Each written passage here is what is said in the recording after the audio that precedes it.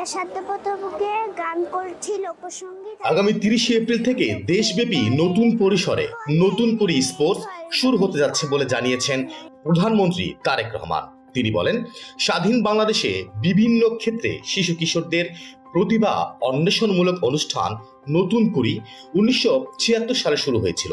বাংলাদেশ টেলিভিশনের জনপ্রিয় এই অনুষ্ঠানটি এক পর্যায়ে অনেকগুলো বছর বন্ধ থাকলেও বর্তমানে অনুষ্ঠানটি বিটিভিতে আবার চালু হয়েছে।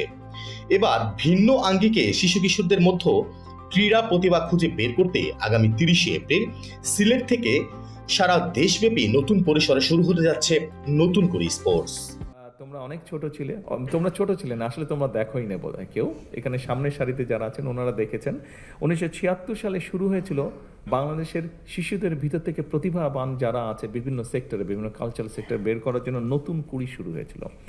এর মধ্যেই তোমরা শুনেছ মন্ত্রী সাহেবের বক্তব্য। সোমবার যুব ও ক্রীড়া মন্ত্রণালয় আয়োজিত ক্রীড়া ভাতা প্রদান কার্যক্রমের উদ্বোধন এবং আন্তর্জাতিক ক্রীড়া প্রতিযোগিতায় পদকপ্রাপ্ত খেলোয়াড়দের ক্রীড়া কার্ড ও পুরস্কার প্রদান অনুষ্ঠানে প্রধানমন্ত্রী তারেক রহমান এসব কথা বলেন। প্রধানমন্ত্রী বলেন, আমরা বিশ্বাস করি বর্তমান সময়ে ক্রীড়া শুধু শখ, বিনোদন কিংবা শরীর চর্চার বিষয় নয়, বরং সারা বিশ্বে ক্রীড়া এখন পেশা হিসাবে স্বীকৃতি পাচ্ছে। বাংলাদেশও পিছিয়ে থাকবে না ইনশাআল্লাহ। 2026 সালে জাতীয় নির্বাচনের আগে জনগণের কাছে আমরা দলীয় ইশতেহার প্রকাশ করেছিলাম। আমরা বলেছিলাম, জনরায়ে বিএনপি রাষ্ট্র ক্ষমতা পরিচালনার সুযোগ পেলে দেশে ক্রীড়াকে পেশা হিসাবে প্রতিষ্ঠিত করব। জনগণের কাছে দেয়া সেই প্রতিশ্রুতি বাস্তবায়নের পর্ব আনুষ্ঠানিকভাবে আজ থেকে শুরু করা হলো। আস্তে আস্তে এবং